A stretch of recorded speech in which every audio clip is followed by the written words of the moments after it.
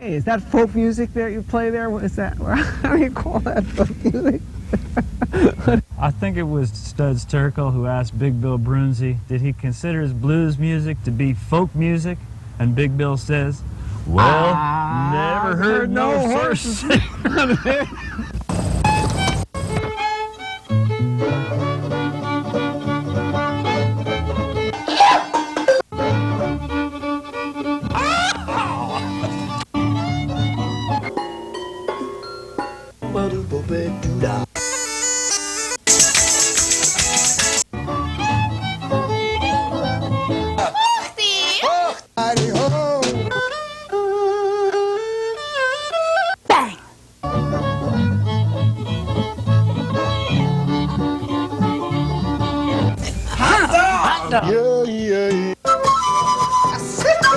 Don't hesitate. It could be your ticket to a new tomorrow.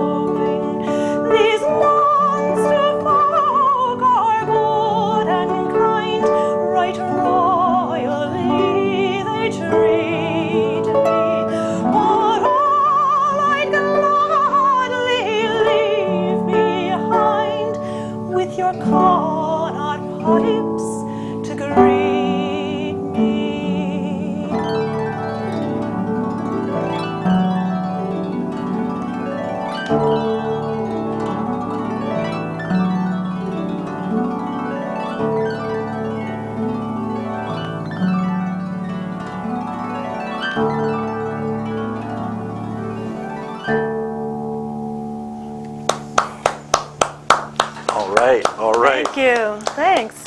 We're here at Horses Sing None of It. Right. We've been listening to some lovely... Oh, I forgot to introduce myself. I'm Ralph Litwin. Hi, Ralph. And we've been listening to some lovely music from a young woman who was an accomplished fiddler and guitar player, and some years ago gave it up in total dedication to the harp and Celtic music Right. and singing and storytelling. Joanna Mell, welcome to the show. Thank you. Thanks for having me here.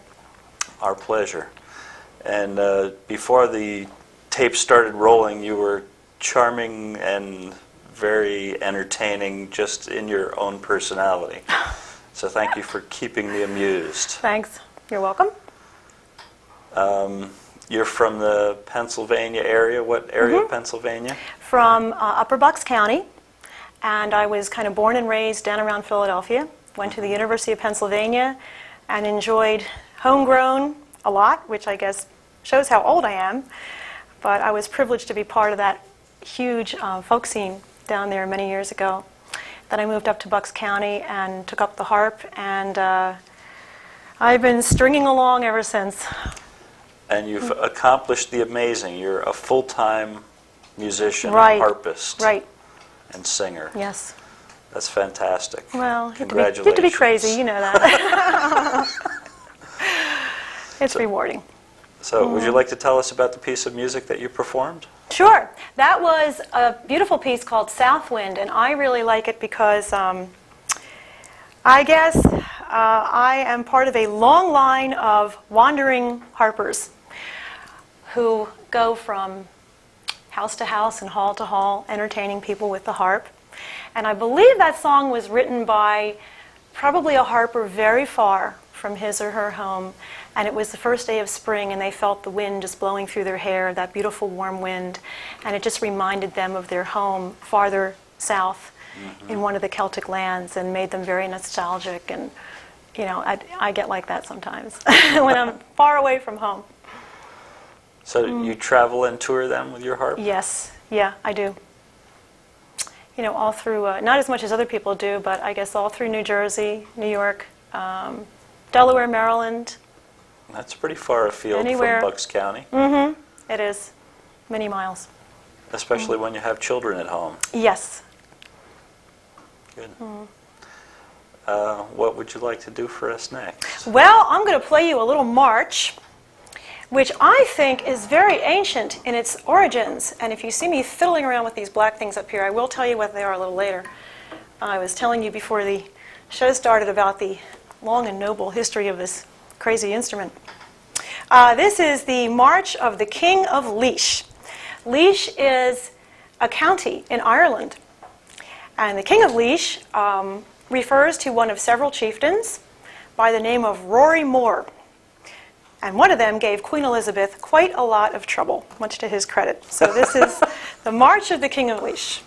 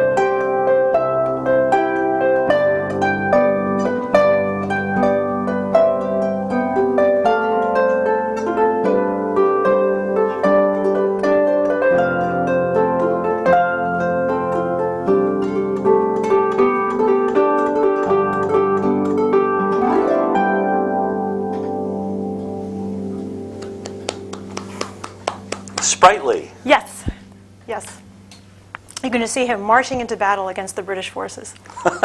Dum, dum, dum, Right. dum. So you were saying about the little levers. The levers, You want right. to tell us about that now? First of all, I just want to say, give you a brief, very, very small nutshell history of the harp. This is a very primitive instrument. I know it looks complicated because there's so many strings. Didn't start out with that many strings.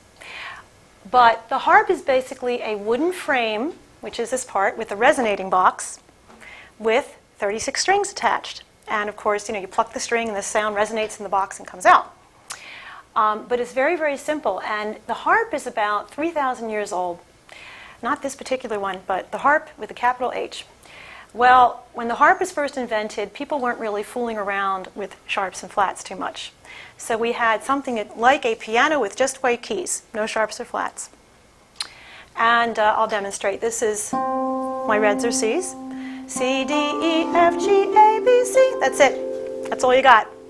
Well, then this guy comes along named Monteverdi in, I believe, the 16th century. And he started writing with sharps and flats.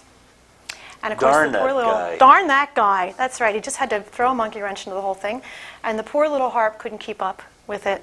Well, what was invented was a system of levers on the top, which are like putting your finger on the string of a guitar in order to get a half tone higher. So if I hit my F here, and I want an F sharp, I'm going to flip up my F lever. There's my F sharp. The problem is you have to take your finger off the string to actually flip it up, and you have four or five levers to flip. So the concert harp, the big concert harp with the pedals around the bottom, was invented in the 18th century. And this is not a Celtic harp. This I call my Neo-Celtic harp because it's strung with nylon strings. The true Celtic harp is strung with bronze wires, which are played with the fingernails. These are played with the pads. And this harp comes in very useful when you have a lot of people at a picnic who need a lot of sliced eggs, sliced hard-boiled eggs. You can do at least a dozen at a time. So, so that's basically a short history of the harp. Very nice. You'll play something else for us? Yes, I want to give you a history of the most famous Irish harper that ever lived.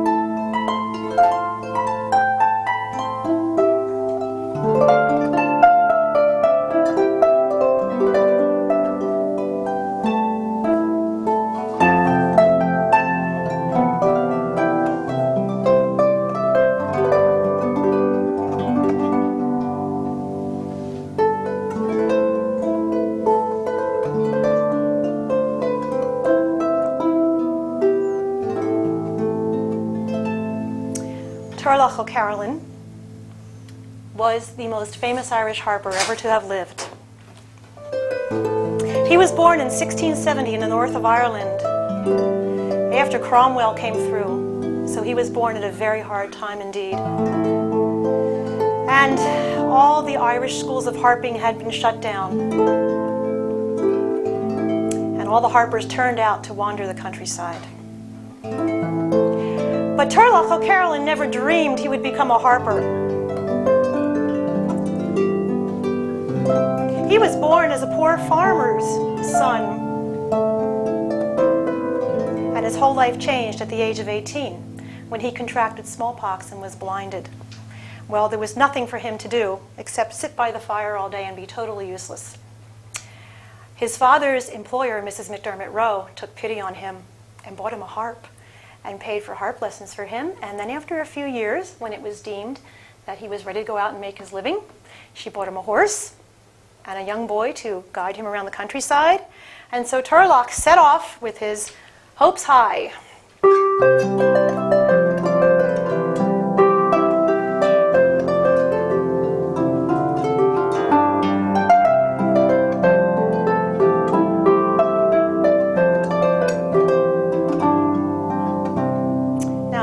along for a while over the rutted and muddy roads of Ireland, and at last they came to a large manor house, and that belonged to Squire George Reynolds.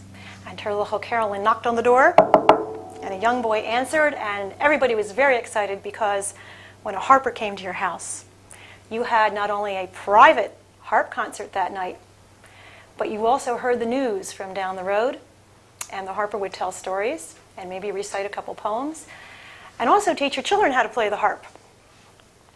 So everybody was very excited that Turlough was there. And you have to remember that back in those days, they didn't have TV or CD players or the telephone or electric lights at night. So having your own private harper was really a treat. So he sat down and tuned up his harp and he started to play.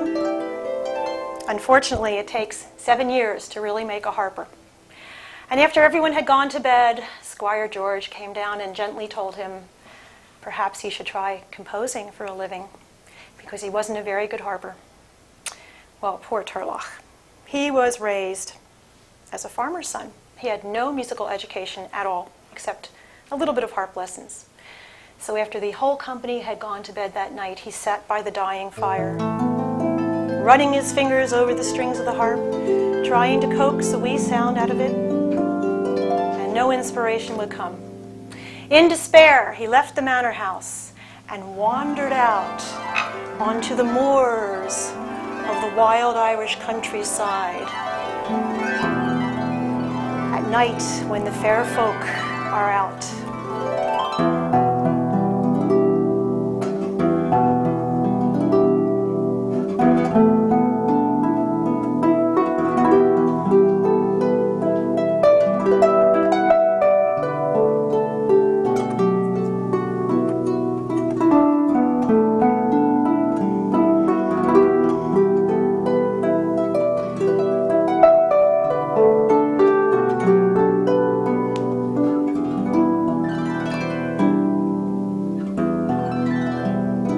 Turlough wandered and wandered under a brilliant full moon, and at last he sank down to rest on a mound of earth. Now what he didn't know was that he had come to rest on a barrow, and the fair folk, the Sidhe, inhabit these barrows, which is where the ancient kings were laid to rest. And you have to be careful because at night, if you should chance to meet one of the fair folk and they offer you food and drink, if you eat their food and drink their drink, they will take you into the barrow and you will never be seen again by any of your friends or family. But Turlough didn't care whether he lived or died. So he fell asleep and he dreamed a strange dream indeed.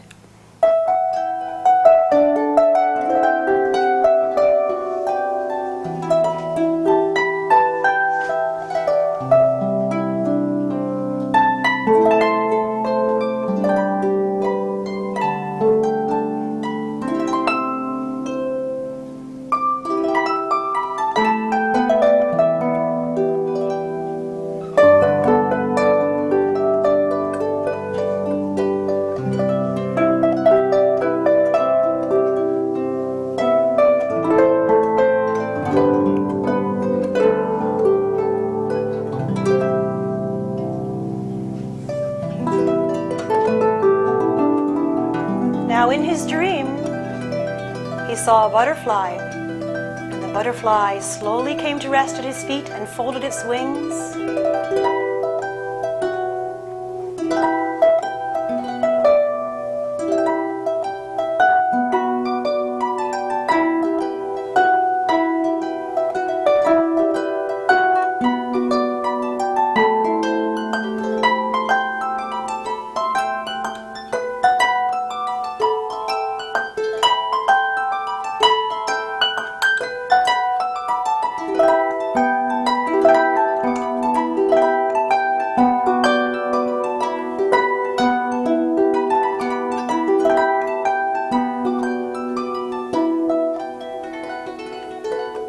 And slowly the butterfly turned into the most beautiful woman Turlough had ever seen in his entire life.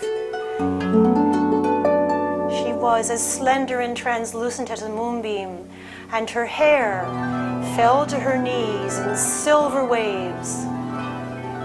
She spoke his name, Turlough O'Carolan. And Turlough suddenly realized it was the Queen of the Fairies. He crossed himself and he invoked the protection of the blessed Saint Bridget. She said, "Don't be afraid, Turlough. I would have you for my own harper, to play for us when we dance in a ring under the full moon. Just think of it, Turlough. You would have clothes spun from the gold of the moon and the silver of the stars. You would never want for food or drink." Well, Turlough thought about it. What did it matter if he never saw his family or friends again? His life was over. The Fairy Queen reached out her hand. Turlough reached out his hand, when all of a sudden there was a flash of lightning and a clap of thunder, and the fairy woman was gone. And in her place was a simple farm girl with a white dove above her head. And Turlough knew this was the blessed Saint Bridget. She said, "Turlough, think of your immortal soul. You are not meant to live among the fair folk. I will give you the greatest gift that's ever been given to any man. You will be able to compose the most beautiful music the world has ever heard." And with that, she blessed him and she was gone. Turlough jumped up and called for his companion who had seen him leave the manor house. He took him by the arm and led him back to the manor house. And Turlough cried, "Squire George, wake up! I've composed a tune for you." Well, everyone in the household came stumbling down the stairs in their nightcaps and nightgowns, half asleep. Turlough took up his harp and he played this tune, which is now called Shebeg Shemor, the fairies of the Little Hill and the fairies of the Big Hill, in honor of that night.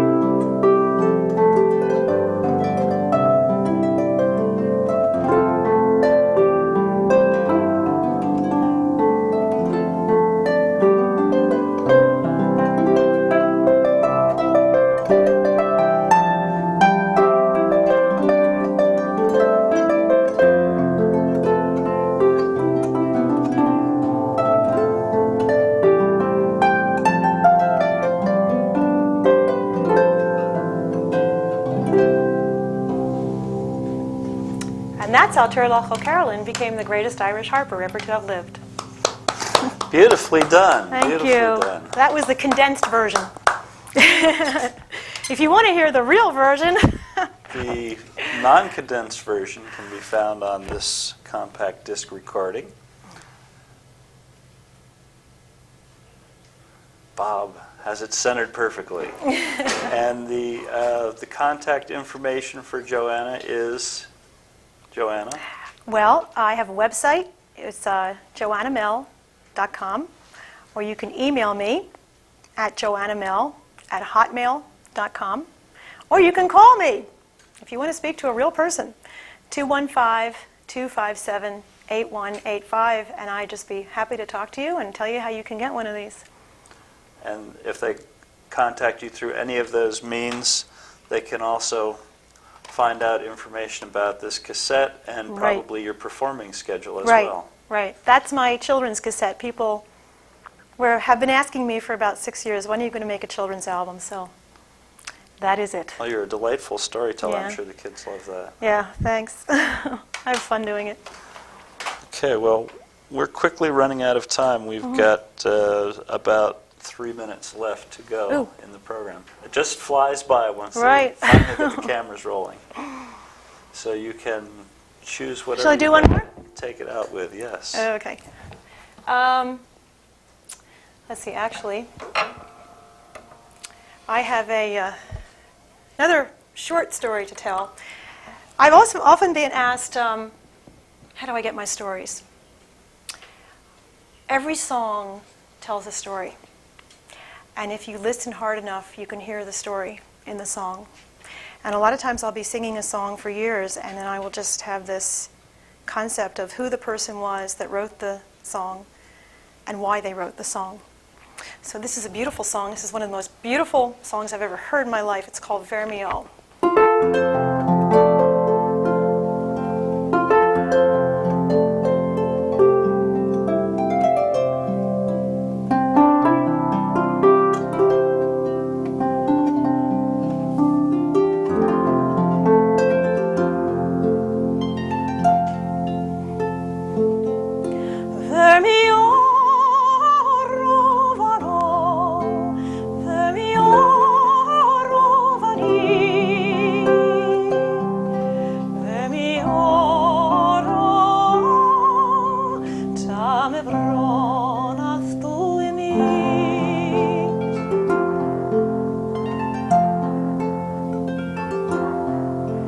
Now there once lived a fisherman on the coast of Antrim, and he had a beautiful daughter, and he betrothed her to a wealthy landowner from Derry, but she had already given her heart to a poor boatman. And when she found out she was to be wed, her lover said he would come and take her away. So she went out on the cliffs that night looking for him. It was a moonless night, dark clouds, and a storm came up.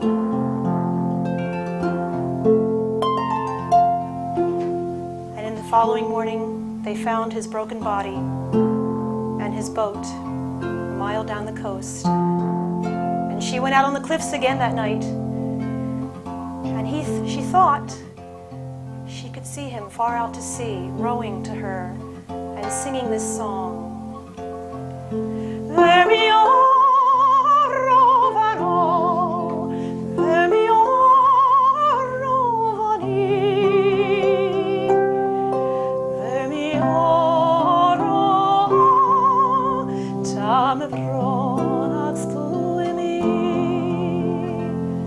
Which means, carry me over, light my way, I am lonely without thee.